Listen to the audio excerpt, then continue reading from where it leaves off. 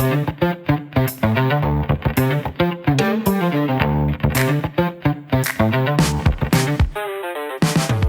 listening to The Abundance Agenda, a podcast about growth and progress. I'm James O'Malley.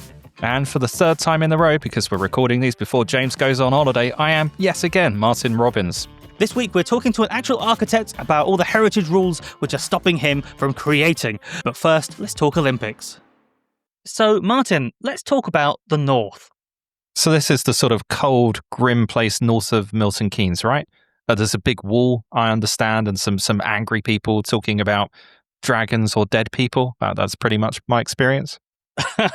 Something like that, Martin. So a regular storyline on our show is about how the North usually gets a pretty raw deal. You know, it's a combination of the structural decline of industry, the concentration of political power in London. Everyone knows the story, the lack of regional rebalancing, the lack of levelling up, despite a lot of talk about it, that's left the North significantly poorer than the South. Yes, and of course, let's not talk about infrastructure. So we all remember Rishi Sunak bravely going to Manchester, standing up and immediately cancelling the northern leg of HS2. Quite why he decided to go there and do it, not entirely sure. Maybe just to sort of wind people up.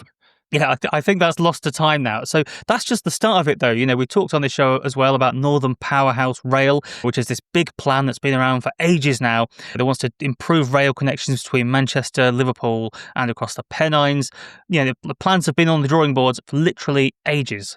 Yeah, they've had about 17 different names over the years. I think Rachel Reeves said at the spending review last June that she'd be announcing something soon, which is sort of a little while ago now. Yeah, so there was one line in the spending review where she mentioned Northern Powerhouse Rail. It seemed like a bigger announcement about either government funding or some sort of plan to actually deliver it was imminent. There was then reporting that it was going to be announced at Labour conference. So far, nothing has happened yet. Maybe there'll be something in the budget in a few weeks' time. But yeah, it's just been constantly, seemingly getting delayed again, just like it always has done. And it's the North getting screwed again. Yeah, I mean, luckily, James, there's plenty of money for everything that we want to do. But, you know, just in case the worst should happen, how do we stop the North getting constantly overlooked? I'm glad you asked, Martin, because this week I want to pitch you my big plan for this. I think Manchester should bid to host the 2036 Olympic Games, which is the next one that's available to be bid on. So this is, I would say, even by the standard of your usual crazy schemes, quite a stretch in the sense that it is in the north and you are very much a southern London man. And it's about sport, which I think it's fair to say you're not what I would consider to be a sporting gentleman. You're not really into the footballs or the crickets or even the snooker. So what's brought this on? Have you had a funny turn? That's true. Though I do actually really like the Olympics, Martin. This is an aside, but, you know, the reason I like the Olympics is because most Olympians, they seem like sort of normal people. So, you know, whenever you see someone winning gold for being... Because jumping 5 meters in the air, James, and running 100 meters in 9 seconds, totally normal stuff. But falling off of a 50-meter diving board. Like, I mean, if there's one thing about the Olympics, James, it is that they are deeply, deeply average people taking part who we can completely relate to. But anyway, sorry. See, Martin, this is why I see everything through the lens of class, because apart from those sailors who are all private school poshos, the other people, you know, when the person who wins the gold for being best at BMX or when canoeing or something, you're probably watching them have like the best, greatest moment of their lives. It's not like watching millionaire footballers who earn £100,000 a week faff about on the pitch and go away and to their sports car and their mansion and stuff like that. But anyway, aside from that, Martin, even if I hated the Olympics, right, I'd still think Manchester bidding is a good idea, because what's useful about the Olympics is that it's like a concentrating event. There's a specific date that we set sometime in the future, and we say, in this date, in this fairly distant time, this massive, massive, important event is going to happen and everyone's going to pay attention to it. And so politicians will panic. They know that by this date, they've got to align their incentives. They've got to deliver stuff. They've got a huge incentive for it to be successful. And they want the games to happen, because if it doesn't, it will be hugely embarrassing and the eyes of the world will be on them. It's a great sort of mechanism for cutting through the sort of normal sort of political drudgery that happens.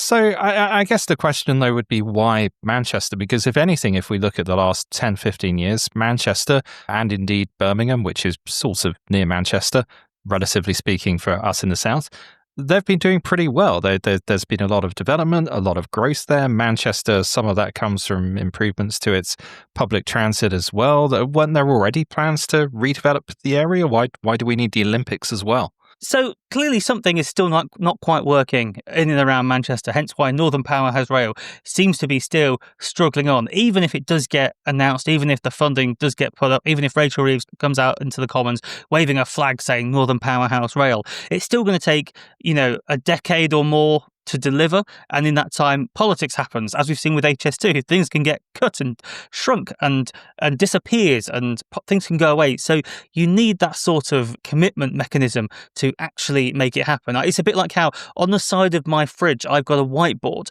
where I mark off whenever I do exercise, and that is tries to make me commit to it. The problem with my plan in this case is it's on my fridge, which means sort of balances out a bit. But in principle, you need that sort of commitment mechanism. And we've also got evidence that this sort of works because, well, look at 2012. Look at what London did then. Because before 2012, that bit of East London where the Olympic Park is now, it was basically this just, horrible, toxic canal. I think it's called the Thames, James. No, there's two of the canals that go through the Olympic Park, which were horrific. They had to sort of, I was going to say, what's the word? De-stink them. They had to make them nice. That's a scientific term. I should ask my partner's sister-in-law. She actually worked on doing that, about what the actual scientific term is. Anyway, it was former industrial land, and they took that and they turned it into this thriving new district in London. And at the time, Ken Livingstone, the former mayor of London, a controversial figure in retrospect, the one thing he did say, which is absolutely right, I think, he said, I didn't bid for the Olympics because I wanted 3 weeks of sport. I bid for the Olympics because it's the only way to get the billions of pounds out of the government to develop the East End, to clean the soil, put in the infrastructure and build the housing. And 2012, as we know, was really, really successful. So I used to live in a big gentrifying tower that looked over the Olympic Park. It was amazing. I had this amazing view. But over the time I lived there, the 4 years I lived there, I was watching sort of new neighbourhoods and towers rise in and around the park over the distance. There was just cranes everywhere and you could see stuff being built. And it's taken over a decade now. 2012 was a horrifyingly long amount of time away now. But almost every parcel of land around the Olympic Park now has dense housing on it, loads of blocks of flats. It's brilliant. And it's one of the best connected places in London. And the Games catalysed the extension of the Docklands Light Railway and the London Overground, and all this housing that was stimulated and put there that added to the case for building the Elizabeth line. So it was just a phenomenally successful project. So I just want to see some of that in Manchester, basically. So my favourite little fact about the Olympic Park is that when they were building the Olympic Stadium, as I think we've mentioned before, they realised that there had previously been a nuclear reactor on the site, which was sort of a little hobbyist reactor being run apparently in a university science department, because apparently in the 60s there were just, nuclear reactors lying all over the place. But okay, so I think I'm sold in principle. I do feel that we've attempted to do a podcast segment about Manchester, and yet somehow we're talking about London and the view of the poor and huddled masses that you had from the top of the ivory tower that you lived in, James. But moving up north again, could Manchester actually do this? London 2012 cost about, I think, £9 billion. That's sort of 90 bat tunnels, and famously we're not particularly loaded at the moment. So is this realistic? Yeah, so I just think there's a really big opportunity for Manchester here. I do recommend going to watch a friend of the pod, City Ed's latest video. He's done a whole documentary about how Manchester has sort of revived itself over the last 20 years or so. I think the phrase is something like Manchester Council was basically a property developer with a local council attached to it or something. There's been so much development going on there. And like I say, I think as a sort of concentrating mechanism, this can really help, because the private money can flow in and build stuff and can build housing and other things Manchester needs. And I think, frankly, when it comes to hosting an Olympics, though it's historically thought of as an expensive thing, I don't think it needs to be as expensive as it perhaps once was. So I think, 2012 cost something like £9 billion. But things have changed a lot since then. So there's been a bit of a cultural shift in how the Olympics is viewed. So because basically it got so expensive with Sochi and things like that, it's basically put cities off bidding for the Olympics. And so the Olympic Committee, they sort of lowered their expectations a little bit. So Los Angeles, they won the 2028 Olympics, partially because they weren't planning to build many new venues. Most of the stuff already exists. The main events like athletics and stuff, they're going to take place in the Memorial Coliseum, which was actually used in the 1984 games. You'll recognise it from photos. It's quite an iconic stadium. And then the 2032 Olympics, the one before the Manchester Games, which I'm going to talk about like it's definitely happening, was actually won by Brisbane in Australia, which is a tiny little city by Olympic standards. It's like 2.4 million people. That's actually smaller than the population of Greater Manchester. And if you look at Manchester as well, then like LA, it's already got most of the things you need for the Olympics. It's got the Etihad Stadium, where Manchester City played. That was built for the 2002 Commonwealth Games, and I think it was reconfigured a bit for football from athletics, but I dare say it's within the capabilities of humans to turn stadium into a slightly different type of stadium. That seems a very doable thing to me. In fairness, James, the ancient Romans were able to flood the Colosseum and have ships floating inside it. So I feel like if they could do that 2,000 years ago, it sets a pretty high bar for doing football on an athletics track. Exactly. Why not have the swimming events in that stadium as well? That seems like a great idea. But Yeah. just across the way from the Etihad Stadium, there's like a velodrome that was like the best velodrome in the country until 2012. I think like Team GB cycling team or whatever, they all train up there. It's got two of the largest arenas in the country in Manchester, where you can do all of the smaller events where it can sort of go anywhere, like fencing or volleyball or something, because there's the Manchester Arena, there's the Co-op Live Arena, which has just opened, the two sort of largest arenas in the country. And then in addition to this, we could probably get away with reusing lots of like London 2012's venues. So, in the Paris Olympics, the one that just happened, they had the surfing in Tahiti. Now, I don't know if you looked at a map, but that's a very long way away from Paris. So I reckon if we said to the Olympic Committee, well, we'll have the main Olympics in Manchester, but let's do the rowing back in Windsor, where we did it in 2012. I think they'll probably be fine with that. And, there's lots of other places in Manchester as well that could be used. One I'm particularly keen on. I've not been there, but looking at it visually, it really is quite striking. It's called Depot Mayfield. I reckon you could put the skateboarding here and it'll have a proper sort of gritty sort of former industrial unit. It'll be like Tony Hawk's Pro Skater, but in real life. You could put let's put the breakdancing there as well. That would sort of work. Or maybe you could put it in a temporary venue and call it the Hacienda, because it would be like resonant with Manchester history. And then basically all you need to do is get Oasis back in for the opening ceremony and job done. You've got an Olympics. And then that's the concentrated mechanism. And then you get all the other stuff built because everyone thinks, shit, we need to get our shit together before the Olympics. And of course, speaking of the opening ceremony, this is where the French have given us a really helpful boost, because as for most of their history, they've set such a spectacularly low standard with their frankly baffling opening ceremony last year. I think not one of the highlights of any Olympics, that really anything that we could do in Manchester would look quite good in comparison to that, I suspect. So, realistically, James, do you think this is going to happen? I don't know. I think if Andy Burnham wants to cause a bit more trouble and get, put his head above the parapet again, he could kick off and make this a conversation that's actually had by people in power. I'm hoping that because bidding is still open, if I talk about it on a podcast that I know is listened to by policy people, maybe it'll plant the idea in someone who knows what they're talking about's head, and they can turn this into a real thing. Surely this seems just like an obvious thing to me. Manchester, it is a major city. It's a pretty big city. It should be able to host an Olympics. It's got loads of culture attached to it. It's famously got a big sporting culture around it. So, let's have the Olympics there, anchor a load of development, and basically use it as the ultimate insurance policy, so that finally all these developments, like Northern Powerhouse Rail, actually get delivered. Let's make it happen. So, Martin, before we get on with this week's guest, a quick plug for our Substacks. Now, usually at this point, I ask you what you've been writing, you ask me what I've been writing, but frankly, I don't think either of us know, because I'm still on holiday. I'm still away from the podcast. This is pre-recorded in advance. I hope that's not too disappointing or shocking. Martin, do you want to just do a general plug for what you do? Yeah, so I have a Substack. There's probably some good stuff on it, or possibly some bad stuff. It really depends on your views. There'll be some nice comments. There'll be some nasty comments. There'll be some people who are quite ambivalent and didn't really comment at all. It's a great time. Go there and subscribe.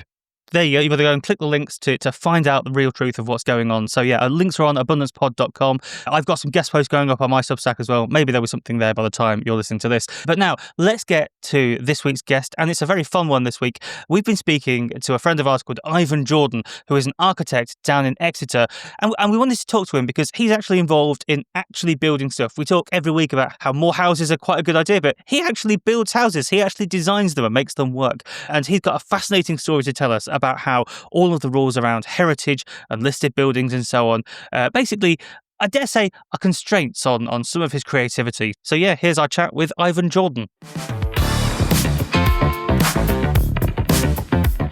So we're delighted to be joined now by Ivan Jordan, who is an actual architect. We talk a lot on this show about building homes and building stuff in general. Ivan actually does it for a living. Ivan, you're down in Exeter, you're working to try and construct things, and we wanted to talk to you because you sent us such an interesting email about some of the challenges you face, particularly around heritage and listed buildings and building stuff when we want to protect other historical things. So I guess my first question is, could you give us a bit of a background on how heritage works when it comes to building? So I'm sure people are aware of like listed buildings and so on. So how do we decide what buildings get listed and what buildings we can tear down and build something new on top of? So right now, listed buildings are put forward by Historic England, which is a classic Quango, quasi-non-governmental organisation, I think, which still receives a lot of state funding.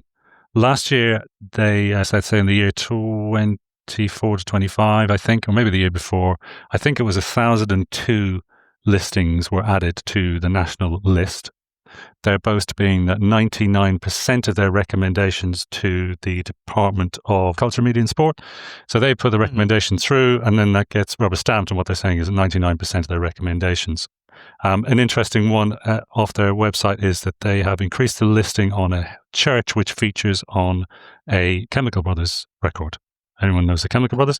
What they tend to do, these sorts of organizations, they like to show they're down with the kids all the time. So the one that they will cherry pick to talk about is the one that's on the cover of a record, because I guess they were all at university. They all loved Dance to the Chemical Brothers and what else. And oh, look, we're making this a lovely, friendly, jolly thing for the kids. But that's just my cynical viewpoint. But that's how they get listed now.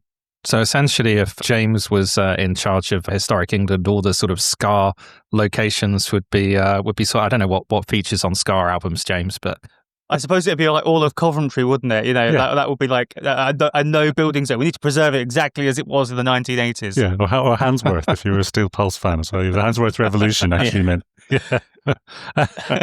but you laugh, but actually you could make really strong social history arguments for listing some of those parts as being important in people's lives, and so do Historic England. They also list things on the basis of people or organisations who lived in a building or an area, and that seems to be a reason to protect that built environment. We can talk about that a bit more. I think a lot of that is questionable, but we can get into that. So, but just to quickly sum up as well, I think the list first came about in about 1955. I think someone will jump out and correct me on that, but prior to that, it just didn't exist. And it gradually became kind of entrenched. It started off, I think, that local authorities were required to provide a list of locally significant buildings. Anyone who's done any architectural training will know the works of the guy called Pevsner. He drove around the country in a Morris Minor very famously and wrote these textbooks where each county has a list of important buildings, which was the Pevsner list. And I'm not sure if that came before or after listings started, but basically it's probably around that basis. And then that all became statutory, basically. So that's where it started, and it's grown and grown and grown, and we're up to now thousands of listed buildings. I think Devon alone, where I worked, last time I looked, had well over 3,000 listed buildings. It's probably twice that now, to be honest. But yeah, so it's been a slow growth into something which is now an institution. A slow growth, but I guess it compounds somewhat over time. And it sounds a lot like sites of special scientific interest, where it's very easy to create them, and we get hundreds created each year, but you can't really get rid of them again, and so the number just keeps going up and up and up and up over time. And obviously, every year there's more history. Absolutely, every year there's more history, and of course, for the people who are in the organisations who are nominating these buildings, there's absolutely no incentive to take anything off the list ever, because they're just doing themselves out of a job. And that's not what bureaucracies do. So how does this impact what you do for a living? So, someone comes to you and they say, I want you to build me a house, and you come up with a plan, but then you have to interact with the heritage system. How does that work for you from your perspective? What I would tend to do is put together some proposals with a client, which I think are sympathetic to the building or adding to the heritage value, or mindful of it at the very least, and then take it to a heritage officer, which is an appointed officer, used to be a conservation officer. You discuss it with them. They might say, well, it's all right, but can we change the color or size of this or whatever? And then on you go, you negotiate something. That's the way it's supposed to work. Now, the way it is working is sometimes we can get a pre-application discussion with the council before we submit a planning application. Very often that might just take months and months. We might just submit an application, and what might happen is the heritage officer might be consulted. Even we didn't know one was going to be involved, and then suddenly jump out of the woodwork 3 days before the application's due for determination. An email will drop in and someone will be saying, no, you can't do it. It's too big, it's too wrong, you need to change this design completely. So it can be very last minute. The quality of the reporting that you're getting back from this person who is a statutory consultee is very often very poor. I mean, grammatically poor. I mean, it'll just be sort of, a note at the end of an email. And that's really problematic because by that point, clients are fully invested in this project. And it might just be one house, or it might be 5 houses, it might be a small housing project or whatever. You can't have things like that just suddenly popping up out of the blue when there is actually a perfectly good, accountable system for these things to be managed. And they're not managed, but because of the funny position that the heritage officers are in, that they're effectively unaccountable, you won't ever get a planner who'll say, sorry, you're too late, that's ridiculous, I'm overriding this. They just won't do it. They will go with whatever a heritage officer says because they're not empowered to do anything else. So is there a sense that there's any kind of consistency here? We talk a lot on this podcast about the difference between kind of good regulatory bodies and bad ones. And I think one of the signs of a good one is that there's a kind of predictability. If you're a business, you're trying to get something through, you have some understanding from previous cases and examples, and maybe there's something a bit unique about your case, but you enter into a dialogue and you have a sense that you're kind of working together to build up how this thing should work. In these examples, is it more the case that every officer is like their own unique kind of person with their own take, and you're effectively starting from scratch each time? Yes. I mean, you can form long-standing relationships with the heritage officer over a few years, as I did. I have one in particular in mind who was pretty good, actually, but she went off and became a planning inspector. And there was another guy I worked with quite well, but the planning officers tend to come and go, and they're part of this planning sort of milieu as well. What I would say is, with reference to what you're talking about, a sort of organized way of doing this, is they're not actually run by Historic England. They're not employed by them. They're employed as individuals, but the whole thing is kind of sanctioned by this overarching Historic England heritage mindset that gives them this sort of power. And you really do have to think, well, how am I going to play this person? This is a different opponent to the last one. It shouldn't even be an opponent. It should be someone you can just have a discussion with. And that does mean that your politics with a small p is on show. And sometimes I get it wrong. Well, the other thing you can do is, right, I should quickly say, the other thing that we tend to do is the client will employ their own heritage consultant who will produce a report which will say, actually, these proposals are perfectly fine because the setting of the listed building is not unduly affected. And they have this whole language around that stuff called harm. So you can just have levels of harm. And if you have what you're looking for ideally with a heritage proposal is someone to say, no harm will be done. And the way you might achieve that is with your private consultant to come along and say this. But it is all very subjective. And sometimes I've seen very unprofessional exchanges between the two heritage consultants, one on the council side, one on the private side, where they're just insulting each other and they're doing nothing to actually get this development done. It's like something out of a schoolyard.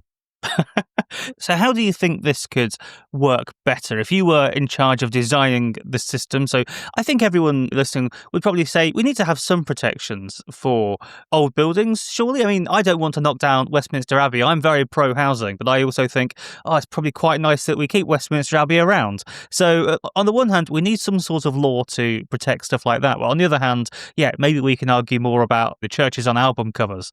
So how would you design the system to sort of square the two desires? I think what we need to do is have a real sort of cultural reset where what we talk about is not the age of the building necessarily, we talk about its quality. What we have to remember is the reason the old buildings that we have now exist is because they were the better ones. The bad ones all got knocked down. The better ones got looked after. They are here. That all happened without any statutory oversight because people own these buildings. They live in them, they invest in them, they love them. In my view, there's actually very little requirement for a statutory oversight of any type, right? Except for the most valuable ones, the Westminster Abbeys. Or even you could say, if we're looking at building history, we could say there should be exemplars in, let's say, every town where we could look at this is how the Georgians did it in this part of the world. But we do not need thousands of these. What we need to do, in my view, is bring that back down to maybe a few hundred, really focus resources on them, really saying, look, these are going to be preserved. These are museum pieces. Maybe the people who are living in those houses get state help to do that or something like this.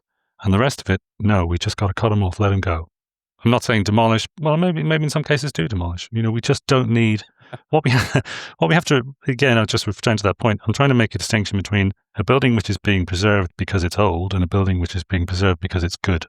There is no distinction at the moment, and that's simply not helping us. There are a lot of buildings which are old and are listed and are actually very poor for living in there. They're not only are they cold and inefficient and all that stuff, but they might also be very, very bad for natural light or things like that. I mean, old buildings are not just by definition better than new ones. That's just not true. So the other thing I wanted to ask you about is sightlines. So I'm sure a lot of people listening, because it's quite a famous thing, will know that the reason that lots of buildings in central London are shaped the way they are is because of St Paul's Cathedral. And there's rules around, like, you have to be able to see it from certain positions around the city. I think the most extreme one is you have to be able to see St Paul's Cathedral from Richmond Park, which is a long way out in southwest London. So what's your view on sightlines? Because this seems to me like quite an obvious compromise position where we can keep the lovely old building, but then allow us to build other new things around it more easily. I mean, I think if you go to Rome, there are blanket rulings across Rome about I believe, I mean, I don't know this sightline law that you're talking about either. I've never heard of that. So I'm going to fact check that myself. Maybe I'm talking rubbish. Well, I'm not saying it's the sort of thing that gets cited, but actually there might not be anything formally written down about that. It's a bit like building lines. There's ideas that houses have a natural frontage line that is called the building line. You can't build in front of the building line. Well, it was not written down anywhere. It just gets pulled up in objections. So I'd be interested to see about the sightlines one. What I would say is if you look at places like Rome, they just say height, which is a similar thing. Like you just can't put anything above 5 stories or something like that, and because we want to still see the Colosseum.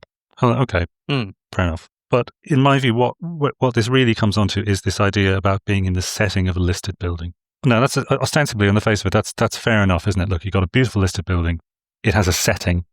You can't just put a Safeway supermarket right next to this 12th century church, or can you? Or can you? We've never worried about it before.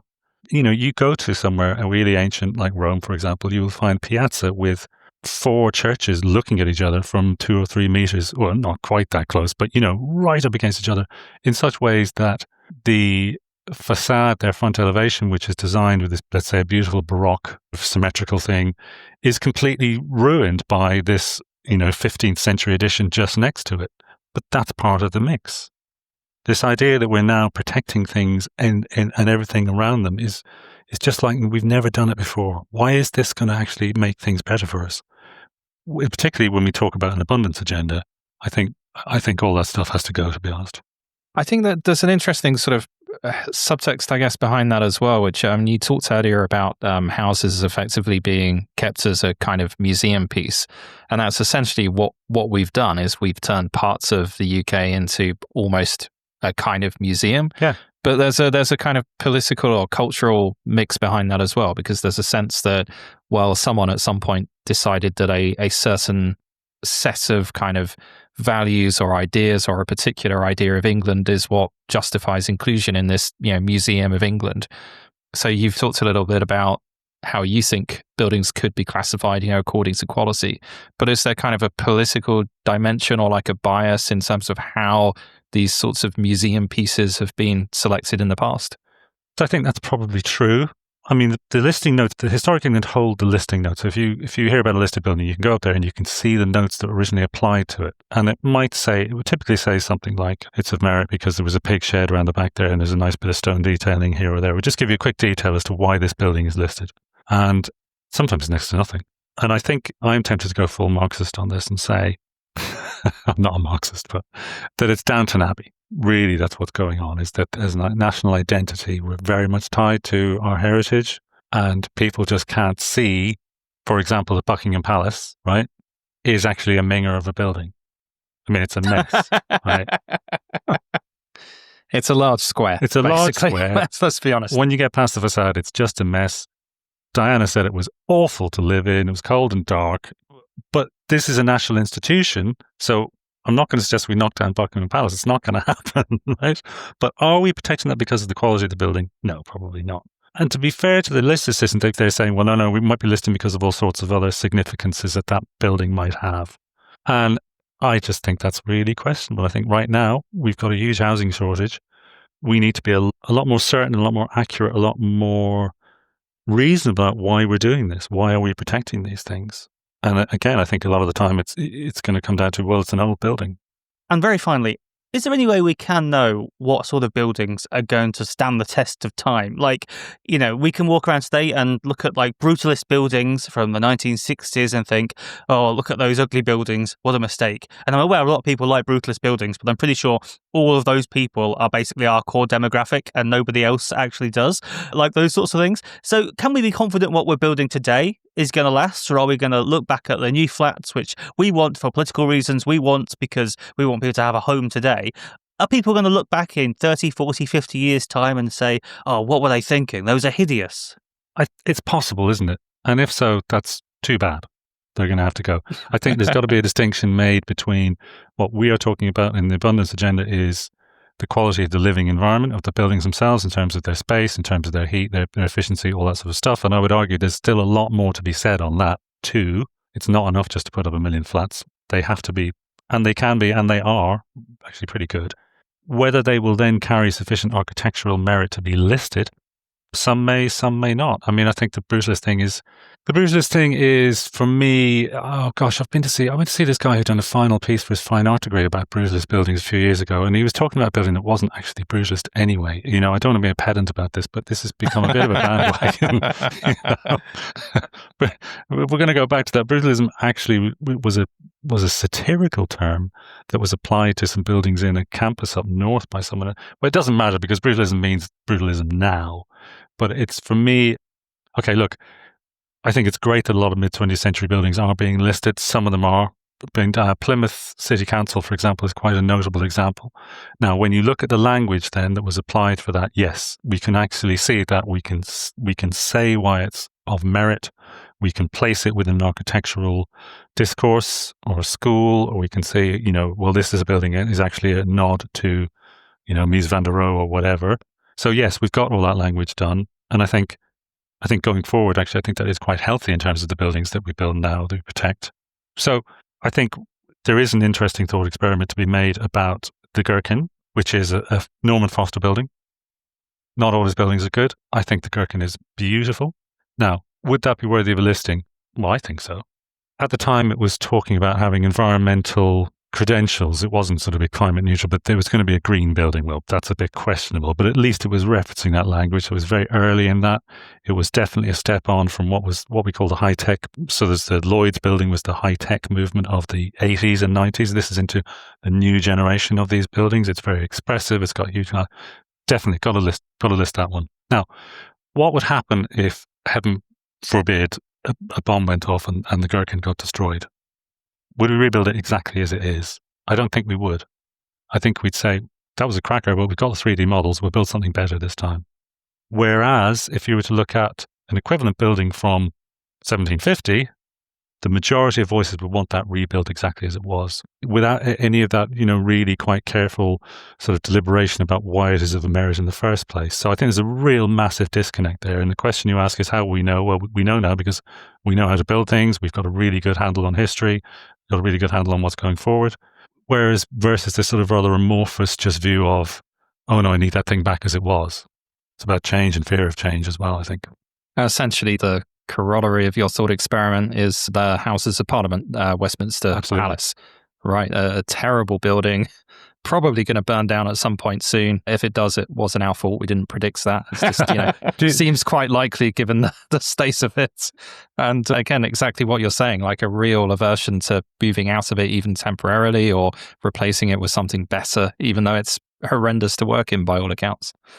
Yeah, absolutely. And I think, you see, the Pugin, the big one is really interesting, isn't it? Because that in itself is a particular type of Gothic building, which really references a load of other typologies as well. It's quite a confection. It's not the real deal. It's a pastiche on something else.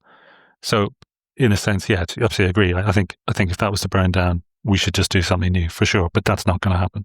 Excellent. And listeners, if you've got any designs for a brand new House of Parliament, please do send them in and we'll put them in like a Tony Hart style art gallery set to some music. But for now, I've enjoyed this. It's been so fascinating speaking to you and hearing your thoughts. But for now, thank you very much. And Martin, that's just about it for this week's show. How do you think it's gone 2 weeks from the broadcast point? Because this is still pre-recorded long in advance because I'm still on holiday, but I'll be back next week. Yeah, it turns out digital technology is fantastic. You can actually record your voice into this computer screen thing and it plays back to people in the future instead of what normally happens, which is when you press play on the podcast, we immediately have to start speaking and kind of catch up. It's why we often seem not quite as polished as we could be. But James, I'd love to tell our listeners about our special offer this week for every subscriber this week. We've teamed up with Team GB to challenge your contention that Olympians are, and I quote, deeply average people. For every new subscriber, James will take on one British Olympian at a sport of their choice. It's sure to be a great time for everybody and some very good content on YouTube. And once again, a thing that will definitely happen if you click that subscribe button. So don't be shy. I'm not doing boxing first. I need to protect the face. Okay. So yeah, links on abundancepod.com. Listen to the archives and tune in next week. But for now, thanks for listening. See you next week.